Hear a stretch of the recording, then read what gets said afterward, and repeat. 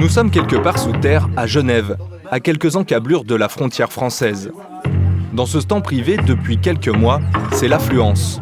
Pas un raz-de-marée, mais des tireurs réellement plus nombreux et surtout de nouveaux visages.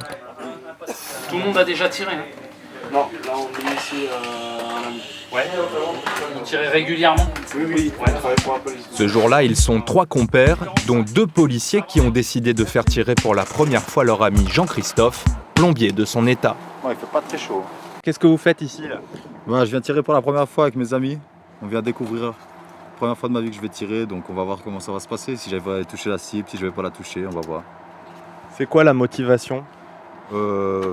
Aucune motivation. Je suis venu par plaisir pour essayer. Ouais. C'est pas du tir sportif? Non, pas du tout, non. Vraiment pour essayer, avoir une vraie arme à feu dans la main et puis essayer de faire un tir, ressentir les sensations que ça fait. Voilà. Le premier tir de Jean-Christophe va se faire sans consigne préalable, malgré son stress visible. C'est la méthode choisie par ses copains.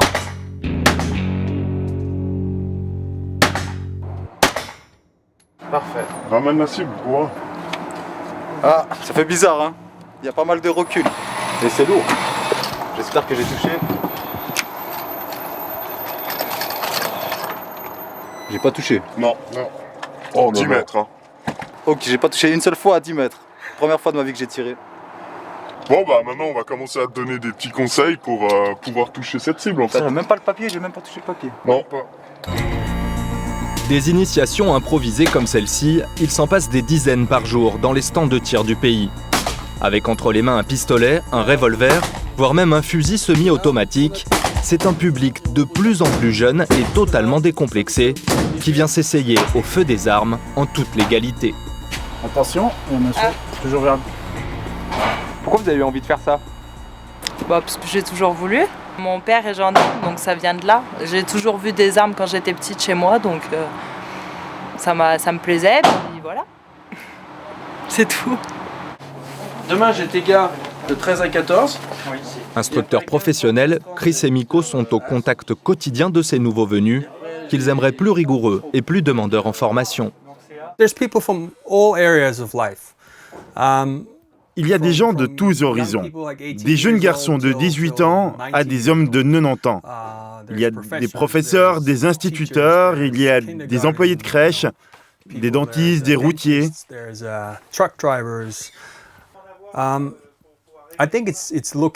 pense que c'est une recherche de sensations. C'est la même chose que pour le parachutisme ou la plongée, c'est faire quelque chose d'un peu extrême. To do something, something a little extreme.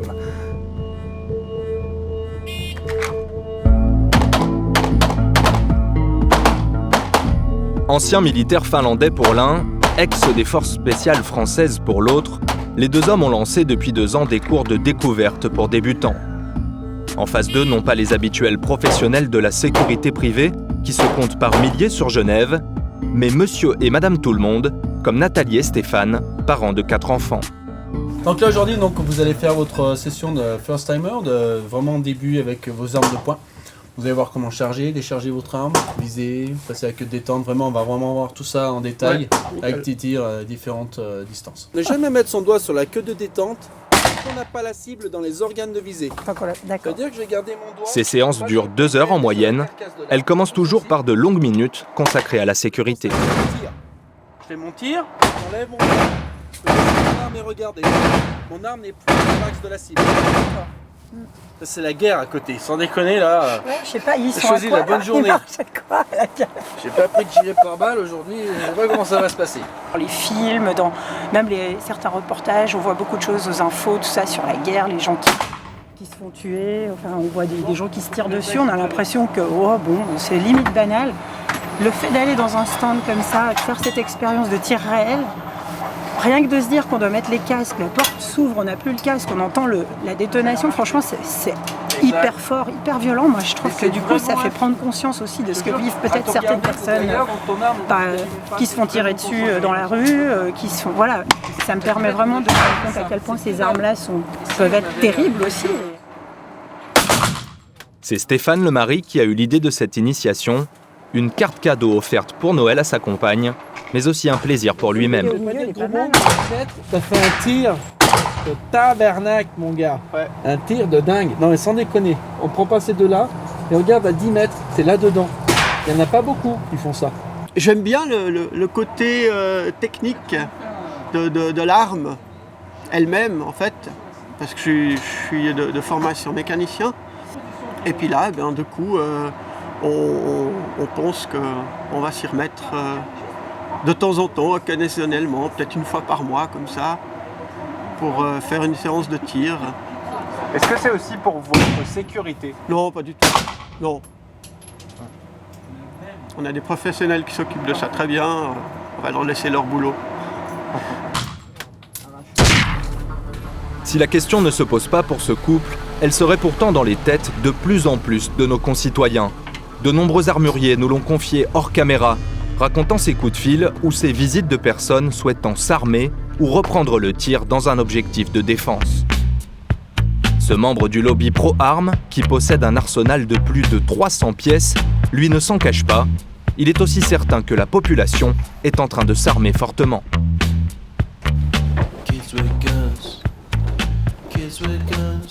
Alors, ce que je vous ai amené, un Colt modèle 1911 modifié pour le combat, un Smith & Wesson modèle 1917, une arme à poudre noire, 2 revolvers en calibre 45 Colt qui ont été modifiés en 45 auto aussi, et 2 revolvers en calibre 44 Magnum. Et avec quoi vous allez tirer? Bah, avec tout ça. Opa. Jusqu'à présent, j'avais une arme chargée à la maison. Maintenant, il y en a 2 par étage. J'ai une villa à 2 étages. Ça fait combien? Ça fait 4 armes chargées. Les gens ont peur. Les gens ont peur. À la dernière bourse aux armes à Lausanne, j'ai vu des jeunes filles qui n'avaient aucune idée de ce que c'était qu'un pistolet, mais qui avaient un permis d'achat à la main et qui achetaient un pistolet. Et pas un revolver à l'ancienne comme moi, des pistolets à 15 coups modernes. Mais pour vous, ça fait pas de doute que là, il y a un mouvement là en ce moment-là? Ah, totalement, oui. Totalement. Dans les statistiques, la hausse est là, nette et forte. Sur les 6 cantons romans dont nous avons pu réunir les données, elle se chiffre à plus 52% entre 2010 et 2015. En tête, le canton du Valais, avec 73% d'augmentation des permis d'acquisition d'armes. En deuxième position, Vaud. Plus de 87 000 armes sont enregistrées désormais dans ce canton. Elle participe à cet autre classement, détonnant et pourtant sous-estimé d'après de nombreux experts. La Suisse serait le numéro 3 mondial des pays qui compte le plus d'armes à feu par habitant. On estime qu'il y a entre 4 et 10 millions d'armes en Suisse, détenues tout à fait légalement, pas par des bandits, dans les familles, par des collectionneurs. Il y a même des gens qui en ont qui ne le savent pas.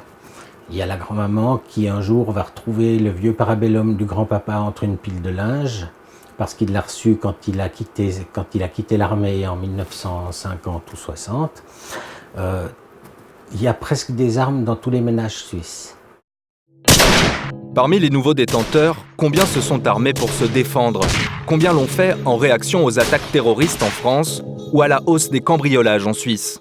À cette question, impossible d'avoir une réponse, car les demandes de permis d'acquisition n'ont pas besoin d'être motivées.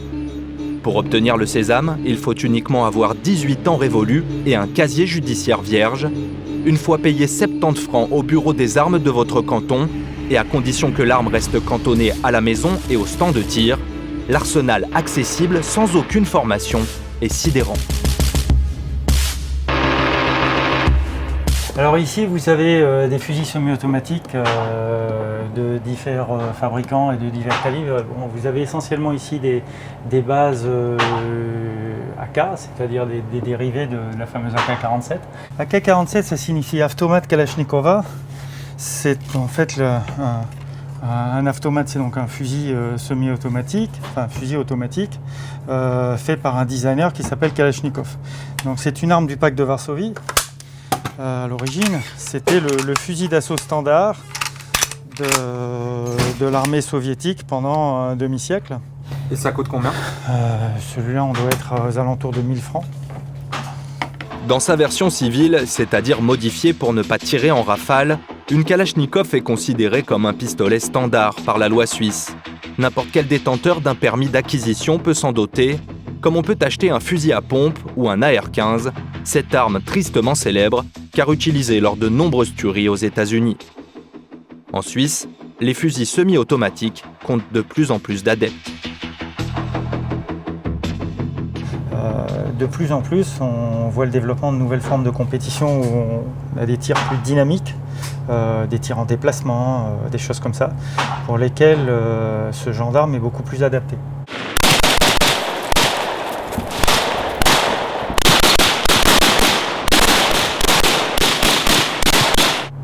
C'est des modes qui nous viennent des États-Unis, qui commencent à se répandre et qui font que de plus en plus de clients ont plus envie d'aller vers ce genre d'armes et ce genre de tir que vers le tir sportif traditionnel.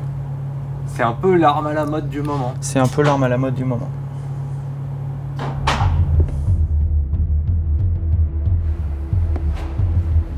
Ces nouvelles pratiques dans le monde du tir, mais aussi l'envie rampante qui s'exprime chez certains de se protéger par les armes, nous avons voulu les confronter au destin d'un homme, Joseph Lang, ancien conseiller national vert et rescapé d'un épisode sinistre de notre histoire, la tuerie de Zoug, le 27 septembre 2001.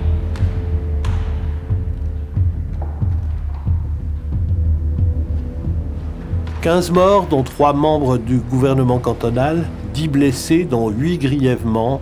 C'est la plus meurtrière des tueries déplorées en Suisse à ce jour. Ce matin, à 10h30, un homme s'est mis à crier dans le bâtiment où siégeait le Parlement cantonal zougois. Il semble qu'il protestait contre les députés qui avaient refusé d'entrer en matière dans un recours qui le concernait. Il s'est ensuite mis à tirer en tous sens avec un fusil d'assaut et un pistolet d'ordonnance contre les membres du gouvernement, les députés et les journalistes. Ce jour-là, les 4 armes du tueur étaient légales, le début d'un combat d'une vie pour Joseph Lang, pour renforcer l'encadrement des armes en Suisse. C'est la salle où il y avait cette tragédie horrible.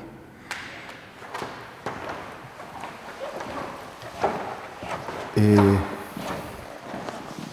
plus ou moins ici, c'était ma place. Le retour des armes sur le devant de la scène aujourd'hui inquiète cet historien de formation. Pour lui, nous prendrions le chemin des États-Unis. Je vois un nouveau danger en Suisse, c'est le suivant. Si on compare la Suisse avec les États-Unis, il y a une chose commune, beaucoup d'armes. Mais il y a une différence très importante. Le chiffre de victimes de tragédies en Suisse est beaucoup plus bas qu'aux États-Unis. Et la raison principale de cette différence, c'est, au contraire des États-Unis, en Suisse, jusqu'à maintenant, avoir une arme pour l'autodéfense, c'était un tabou. Et ce tabou est en train de tomber en Suisse. Beaucoup de gens qui achètent des armes les derniers temps à cause de la migration, à cause du terrorisme, rompent ce tabou dans leur tête. Et le danger, c'est que le changement qui aujourd'hui se fait dans la tête, demain ou après-demain, se fait dans la vie quotidienne comme dans les États-Unis. Membre du groupe pour une Suisse sans armée, Joseph Lang souhaiterait en 2016 resserrer encore plus le cadre légal autour des armes, interdire notamment les fusils semi-automatiques et les fusils à pompe, obliger aussi à déclaration les possesseurs de vieux fusils d'ordonnance qui seraient plus d'1 million, des préconisations qui se heurtent aux passionnés, collectionneurs, tireurs sportifs, chasseurs. Eux clament que rien n'est problématique aujourd'hui, qu'ils sont des personnes raisonnables, équilibrées et saines d'esprit pour les citer. Ils martèlent surtout un vieil adage, ce n'est pas l'arme qui tue, mais la main qui la tient.